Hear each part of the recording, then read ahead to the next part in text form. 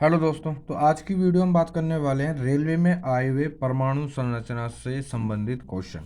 अब तक जितने भी प्रीवियस क्वेश्चन आए हैं रेलवे में परमाणु संरचना से संबंधित, ये उनके लिए वीडियो होने वाली है। तो रेलवे की जो तैयारी कर रहे हैं वो इस वीडियो को देख सकते हैं, रेलवे एग्जाम्स की। किसी परमाणु के कक्ष में समायोजित किए जा सकने वाले इलेक्ट्रॉनों की अधिकतम संख्या को किस सूत्र द्वारा दर्शाया जाता है? 2n²। डैश में महत्तम कक्षा पूरी तरह से भरी होती है, जिनॉन। निम्नलिखित में से कौन सा परमाणु के बारे में सही नहीं है? दो तत्वों के परमाणु समान होते हैं, सही बात है। दो तत्वों के परमाणु समान नहीं हो सकते। एक इलेक्ट्रॉन में ऋणावेशित होता है 1.6 इंटू 10⁻⁻19 कूलाम। इसमें देखते हैं 1.6 इंटू 10⁻⁻19 कूलाम। ठीक है। और इलेक्ट्रॉन जो होता है वो ऋणावेशित होता है। ठीक है, सबको पता है भाई कैसा होता है, माइनस चार्ज होता है इस पर इलेक्ट्रॉन पर, और प्रोटॉन पर हमारा पॉजिटिव चार्ज होता है। अधातुओं में आमतौर पर सबसे बाहरी कक्षा आउटर शेल में इलेक्ट्रॉन होते हैं 5, 6, 7, 8। इलेक्ट्रॉन की खोज किसने की थी भाई? जे थॉमसन ने की थी। परमाणु के नाभिक मॉडल पहली बार किसके द्वारा खोजा गया था? Rutherford, Ernest Rutherford. Important question है, नाभिक और रदरफोर्ड से कभी भी क्वेश्चन आएगा। ठीक है, कई सारे क्वेश्चन होंगे हर बार, बस फॉर्मेट चेंज हो जाएगा, तरीका चेंज हो जाएगा पूछने का, लेकिन आंसर यही है, या तो रदरफोर्ड या नाभिक। एक होता है अल्फा कण और एक वो होती है हमारी पिन्नी, कौन सी होती है? सोने की पतली परत। ठीक है, ये तीन चार चीज़ें, इन चीज़ को याद कर लोगे। परमाणु मतलब नाभिक का, ये उसका रदरफोर्ड का एक एक्सपेरिमेंट था ये। परमाणु क्रमांक 17 वाला एक तत्व नीचे दिए गए परमाणु किस परमाणु क्रमांक के तत्व के समान विशेषताएं रखता है? 35। प्रोटॉन में धनावेशित आवेश होता है 1.6 इंटू 10⁻⁻19 कूलाम। ये रहा। ठीक है, धनावेशित प्रोटॉन धनावेशित होता है, प्लस की वैल्यू, और इलेक्ट्रॉन हमारी माइनस की वैल्यू होती है। परमाणु के नाभिक में होते हैं इलेक्ट्रॉन प्रोटॉन और न्यूट्रॉन। डैश तत्व में बाहरी शेल में 8 इलेक्ट्रॉनों के साथ 3 कक्षाएं होती हैं, ए आर ऑर्गन। जिन उप परमाणु कणों में सामान्य उप परमाणु कणों के विपरीत गुण होते हैं उन्हें किस नाम से जाना जाता है? प्रतिकण के नाम से। रदरफोर्ड प्रयोग में अल्फा कणों को एक पतली डैश पर गिराया गया था, सोने की पन्नी। कहाँ है सोने की पन्नी? ये थी। रदरफोर्ड परमाणु मॉडल डैश का वर्णन नहीं करता है, डैश का वर्णन नहीं करता है। किसका नहीं करता? देखो, नाभिक की करता है, बिल्कुल ठीक है। परमाणु पर आवेश, परमाणु का स्थायित्व, इसकी वो नहीं करता है, वर्णन नहीं करता है। रदरफोर्ड का जो परमाणु मॉडल है वो इसकी वो इस इसकी इसका वर्णन नहीं करता है, परमाणु के स्थायित्व का वर्णन नहीं करता है। एक इलेक्ट्रॉन क्या है? नेट आवेश के साथ एक उप परमाणविक कण जो उदासीन है, उदासीन तो नहीं है, तो इलेक्ट्रॉन क्या? ऋणावेशित है। इलेक्ट्रॉन क्या? ऋणावेशित है। न्यूट्रॉन डैश के अलावा सभी परमाणुओं के नाभिक में मौजूद हैं। न्यूट्रॉन डैश के अलावा सभी परमाणुओं के नाभिक में मौजूद हैं, तो हाइड्रोजन में नहीं होते हैं न्यूट्रॉन। ठीक है, आगे चलते हैं। रदरफोर्ड के अल्फा कणों के परिकिरण प्रयोग के परिणाम स्वरूप किसकी खोज हुई थी? परमाणु के नाभिक की। कौन सा परमाणु का उप परमाणु कण नहीं है? जिनॉन का। निम्नलिखित में से किन कणों में सकारात्मक आवेश होता है? प्रोटॉन पर। मैंने बताया था ना आपको, प्रोटॉन पर पॉजिटिव, इलेक्ट्रॉन पर नेगेटिव। ठीक है। शब्द परमाणु को किसने खोजा? इंपॉर्टेंट क्वेश्चन है। शब्द परमाणु को किसने खोजा? Democritus. Important question, Democritus. Bohr के एटम के मॉडल की अभिधारणा के अनुसार क्या होता है जब एक इलेक्ट्रॉन ऊर्जा के फोटोन को अवशोषित करता है? यह अगली भारी कक्षा में चले जाते हैं, यानी अगली नेक्स्ट कक्षा में चले जाएंगे। सबसे बाहरी ऑर्बिट में डैश में इलेक्ट्रॉनों की संख्या एक समान होती है, AS एंड BI। कैथोड किरण प्रयोग पहली बार किसके द्वारा किया गया था? जे थॉमसन के द्वारा किया गया था, कैथोड किरण। Important question. ठीक है। इलेक्ट्रॉन के समतुल्य प्रतिद्रव्य कणों को डैश कहा जाता है? पॉजिट्रॉन। जो जिनके समतुल्य प्रतिद्रव्य कण होते हैं इलेक्ट्रॉन के, पॉजिट्रॉन कहा जाता है। यदि A1 और B1 का इलेक्ट्रॉनिक विन्यास 1s2 2s2 3s1 और 1s2 2s2 2p6 और 3p4 है, तो इन तत्वों के संयोजन द्वारा निर्मित यौगिक का सूत्र क्या हो सकता है भाई? A2B। क्या हो सकता है? A2B हो सकता है। डैश विद्युतीय तटस्थ और कमजोर सूक्ष्माणु पर परस्पर प्रभाव है न्यूट्रॉनों का। उन तीन तत्वों को नामित करें जिसके सबसे बाहरी शेल में केवल एक इलेक्ट्रॉन होते हैं। तो lithium, sodium, potassium. Lithium, sodium, potassium. नीचे दिए गए तत्वों में से डैश आकार सबसे छोटा है? Ai3। किस तत्व में इसके 72 कोष में 2 इलेक्ट्रॉन होते हैं? कैल्शियम के। एक तत्व की परमाणु संख्या 13 है, तो इस तत्व के कितने सेल होंगे? 3 होंगे। हम देखते हैं ना, 2, 8, 18 इस तरीके से चलता है। तो 2 एक में आ जाएंगे, 8 एक में आ जाएंगे, 3 दूसरी लास्ट वाली कक्षा में आएंगे। तो कितनी कक्षा बनेंगी? 3 कक्षाएं बनेंगी इसकी। हीलियम को छोड़कर सभी नोबेल गैसों में सबसे बाहरी कक्षा में कितने इलेक्ट्रॉन होते हैं? 8 होते हैं। नोबेल गैस वो जब भी वो कहला रही है क्योंकि उनके सारे जो ऑर्बिट हैं वो फिल हैं, है ना, उनको और किसी से यौगिक बनाने की जरूरत नहीं है। यदि क्रिप्टॉन की संख्या 36 है तो इसका इलेक्ट्रॉनिक विन्यास क्या होगा? देखो मैंने बताया था 2, 8, 18 और लास्ट फोर्थ वाली जो ऑर्बिट है उसमें उतने चले जाएंगे जितने ही बच रहे हैं। ठीक है, देखो 18, 2, 20, 28 कितने बचे? 36 में से 8 बच रहे, लास्ट वाली फोर्थ वाली ऑर्बिट में यानी फोर्थ वाली कक्षा में 8 चले जाएंगे। एक ऑक्सीजन परमाणु में कितने संयोजी इलेक्ट्रॉन होते हैं? 2। एक तत्व का इलेक्ट्रॉनिक विन्यास 282 है, तत्व का नाम क्या है भाई? मैग्नीशियम। तीसरी कक्षा को डैश सेल के रूप में निरूपित किया जाता है? एम। ठीक है।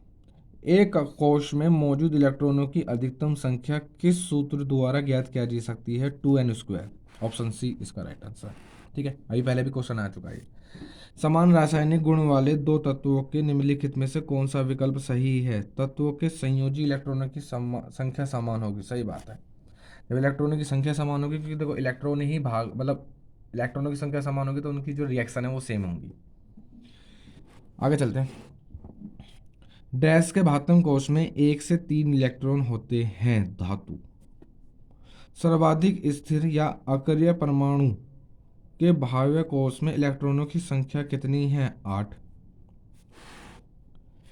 किस परमाणु के कोष में समायोजित किए जा सकने वाले अधिकतम इलेक्ट्रॉनों की संख्या कितनी हो सकती है? किसी परमाणु के कोष में, यानी के कोष यानी के कक्षा में, तो कितनी हो सकती है भाई? 2 हो सकती है।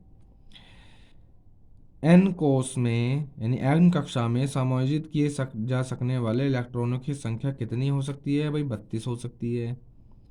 यदि एक तत्व का परमाणु क्रमांक 8 है तो इसका इलेक्ट्रॉनिक विन्यास क्या होगा? 2, 6।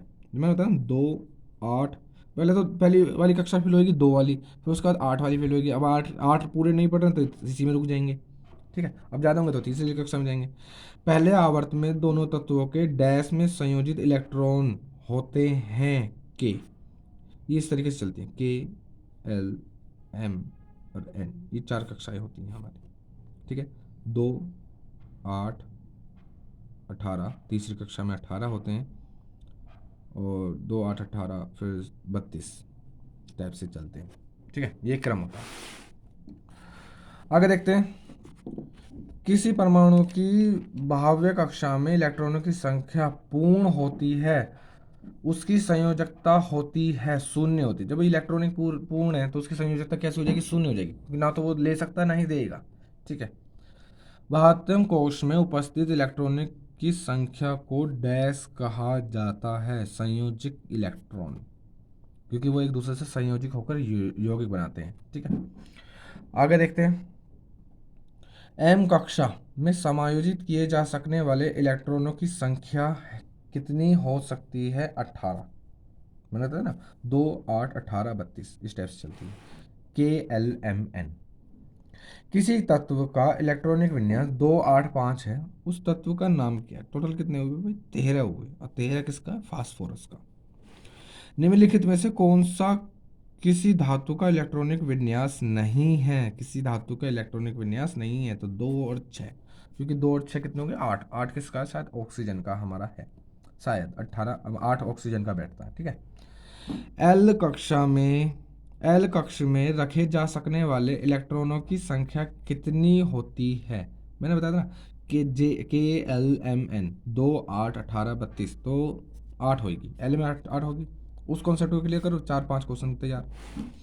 ऊर्जा के चतुर्थ स्तर में समायोजित किए जा सकने वाले इलेक्ट्रॉनों की अधिकतम संख्या कितनी होती है भाई? 32 होती है। एक तत्व की इलेक्ट्रॉनिक विन्यास 1s2 2s2 2p6 3s2 और 3p6 है। आवर्त सारणी में उस तत्व के ठीक नीचे तत्व की परमाणु संख्या कितनी होगी? 33। कितनी होगी भाई? 33 होगी। आगे देखते हैं।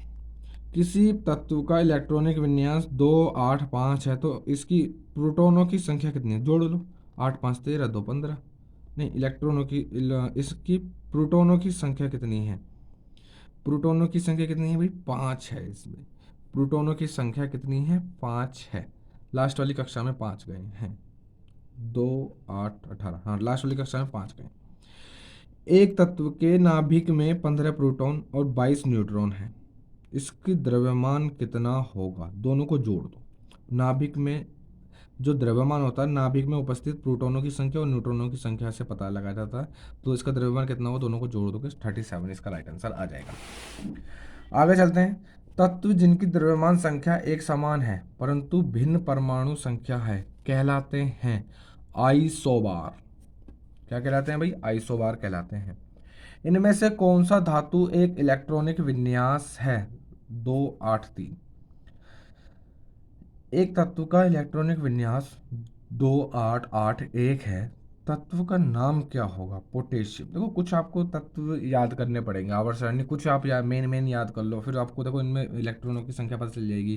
देखो कितनी है अभी? 2 8 10 18 18 1 19, अब 19 पे क्या आता? पोटेशियम आता है। इस तरीके से आपको आवर्त सारणी पीरियोडिक टेबल कुछ याद करनी पड़ेगी, ठीक है। एक तत्व के समस्थानिक का द्रव्यमान संख्या 298 है। यदि इसके नाभिक में 188 न्यूट्रॉन है तो इसकी परमाणु संख्या क्या है? 110। परमाणु संख्या क्या है भाई?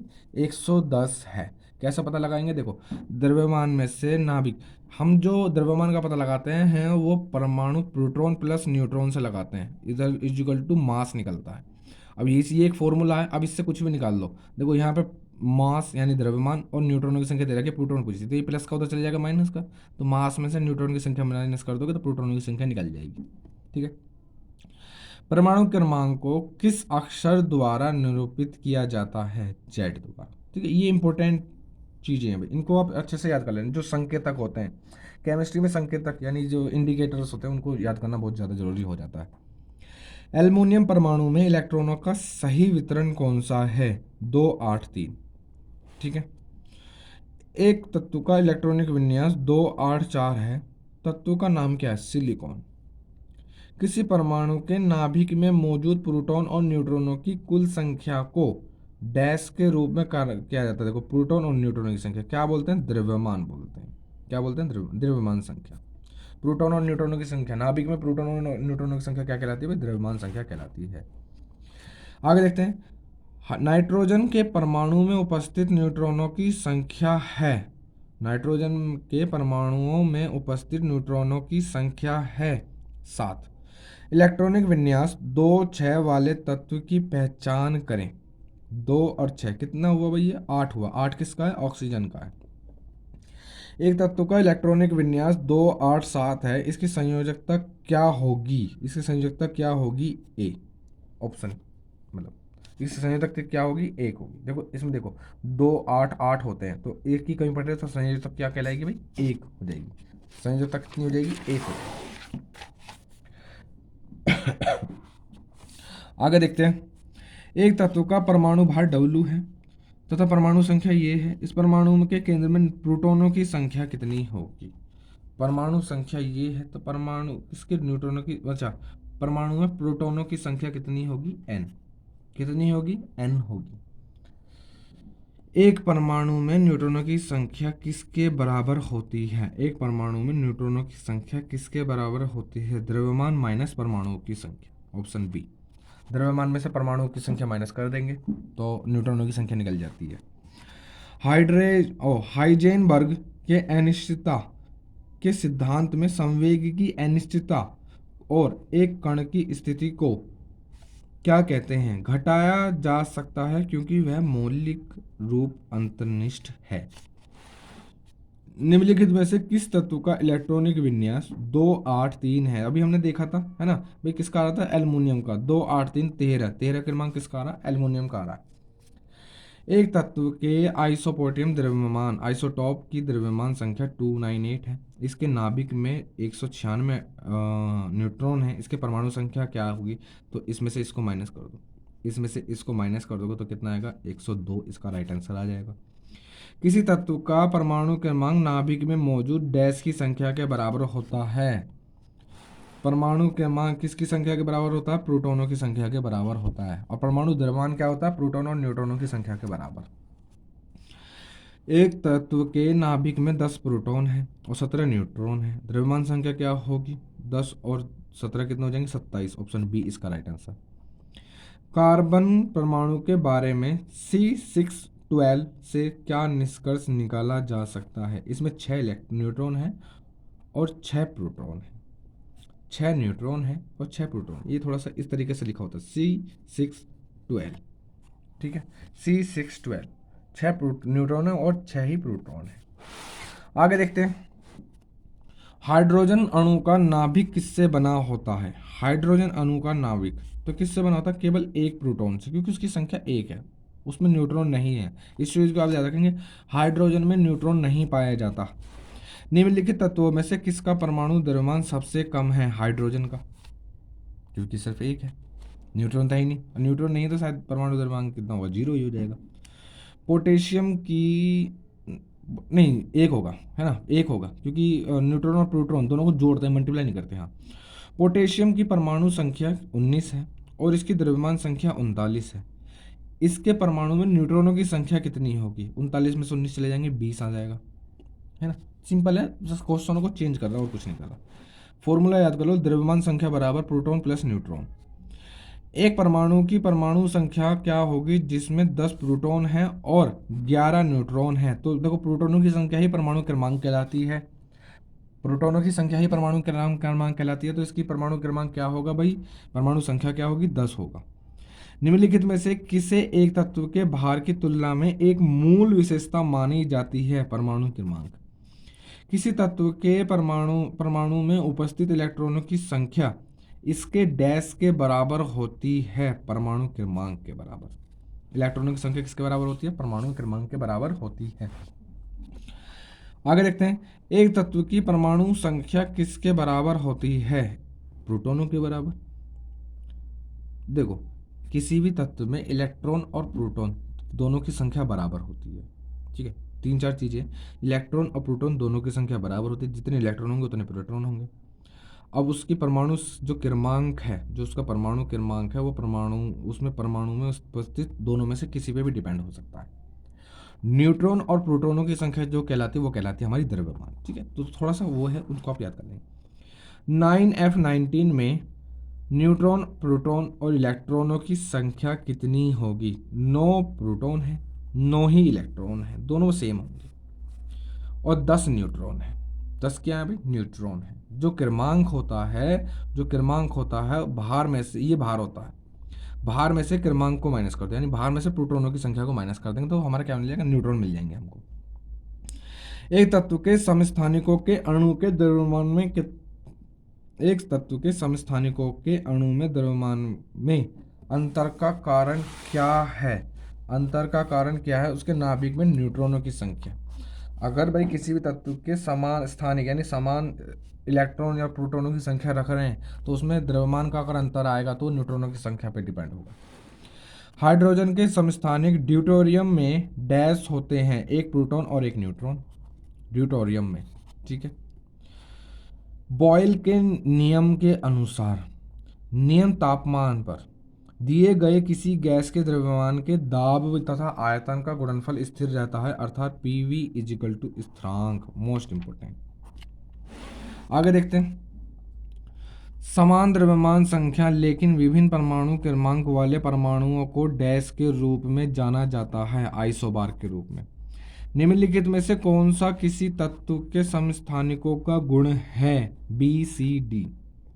बी सी डी क्या भाई? उनके परमाणु क्रमांक समान है, ये भिन्न भौतिक गुण प्रदर्शित करते हैं, ये समान रासायनिक गुण प्रदर्शित करते हैं। बी सी डी समस्थानिकों, ठीक है, जो समान रासायनिक प्रदर्शित करें, जो परमाणु क्रमांक समान हो जिनका, ठीक है, द्रव्यमान में फर्क हो सकता है। समस्थानिकों में, समस्थानिक की बात कर रहे हैं हम, समभारिक होते हैं, जिनके द्रव्यमान समान होंगे वो समभारिक होंगे, ठीक है। जब आप एक परमाणु के न्यूट्रॉनों की संख्या को बदल देते हैं तो इसका डैश बदल जाएगा। क्या बदल जाएगा? समस्थानिक बदल जाएगा। आगे देखते हैं। निम्नलिखित से कौन सा विसरित नहीं होगा? मेथी पाउडर विसरित नहीं होगा। अगरबत्ती का धुआं, वाष्प, धुआं, सारे विसरित हो जाते हैं, फैल जाते हैं, लेकिन क्या भाई? मेथी का पाउडर विसरित नहीं होगा, जहाँ फेंकोगे पड़ा रहेगा। अभिलाक्षणिक गैस समीकरण पीवी इजिकल टू एनआरटी। अभिलाक्षणिक का मतलब है ये जो हमारी नोबल गैसेस होती हैं, किस गैस के लिए सही प्रकार से लागू होता है? आदर्श गैसें, नोबल गैसेस के लिए, है ना। पीवी इजिकल टू एनआरटी दोनों बराबर किसके लिए होते हैं? आदर्श गैसों के लिए होते हैं। आइसोटोप या समस्थानिक क्या है? एक तत्व के परमाणु जिनमें समान प्रोटॉन संख्या है लेकिन द्रव्यमान भिन्न है। आइसोटोप यानी समस्थानिक, जिनकी, देखो, समस्थानिक होते हैं जिनकी संख्या समान है, परमाणुओं में प्रोटॉनों की संख्या समान है या फिर इलेक्ट्रॉनों की संख्या समान है। और एक होता है हमारा संभारिक, उसमें क्या होता है? संभारिक में हमारे न्यूट्रॉनों की ओर से उनका द्रव्यमान समान होगा। क्या होगा? द्रव्यमान समान होगा, प्रोटॉनों की संख्या चेंज हो सकती है। 27 डिग्री तापमान पर स्थित एक आदर्श गैस को स्थिर दाब पर तब तक गर्म किया जाता है जब तक कि गैस एक आयतन दोगुना ना हो जाए, ठीक है। गैस का अंतिम तापमान क्या होगा? 327 डिग्री सेल्सियस। समभारिकों में डैश की संख्या समान होती है। नाभिक में समभारिक बाहर किससे पता लगाते हैं? नाभिक में उपस्थित इलेक्ट्रॉन और प्रोटॉन और न्यूट्रॉनों की संख्या से। तो नाभिक जिनके समान होंगे वो समभारिक होंगे, यानी उनका भार समान होगा। आगे देखते हैं। क्लोरीन गैस क्लोरीन के दो समस्थानिकों का मिश्रण है जिनका अनुपात 3:1 होता है। ये दोनों समस्थानिक निम्न में से कौन सा युग्म है? 35Cl और 37Cl इंपॉर्टेंट है। 35Cl और 37Cl। जिस तापमान पर किसी गैस का आयतन शून्य हो जाता उसको क्या कहते हैं? परम शून्य ताप, ठीक है। जिस पर शून्य तापमान हो जाएगा उसको क्या बोलते हैं? परम शून्य ताप। प्राकृतिक क्लोरीन के दो समस्थानिकों 17Cl35 का 75% और 17Cl37 का 25%। क्लोरीन का औसत परमाणु द्रव्यमान कितना होगा? 35.5। कितना होगा? 35.5 इसका राइट आंसर आ जाएगा। आगे देखते हैं। यह अवधारणा कि एक तत्व के सभी परमाणु समान होते हैं को डैश की खोज से गलत सिद्ध किया गया था। समस्थानिक, है ना। समस्थानिक क्या होता है? जिसमें परमाणु संख्या, अब ये अवधारणा थी कि सभी के परमाणु जो हैं वो समान होंगे, तो ये खोज की गई समस्थानिक वाली। समस्थान वाली ही तत्वों की परमाणु संख्या समान होगी, अदरवाइज किसी की भी परमाणु संख्या समान नहीं हो। एक तत्व के समस्थानिकों का द्रव्यमान 298 है, उसमें नाभिक में इतने न्यूट्रॉन है, प्रोटॉनों की संख्या पूछ रहा है, इसमें से इसको माइनस कर दोगे, वह 109 इसका राइट आंसर आ जाएगा। तो उसमें प्रोटॉनों की संख्या कितनी होगी भाई? 109 इसके प्रोटॉनों की संख्या हो जाएगी। आगे देखते हैं।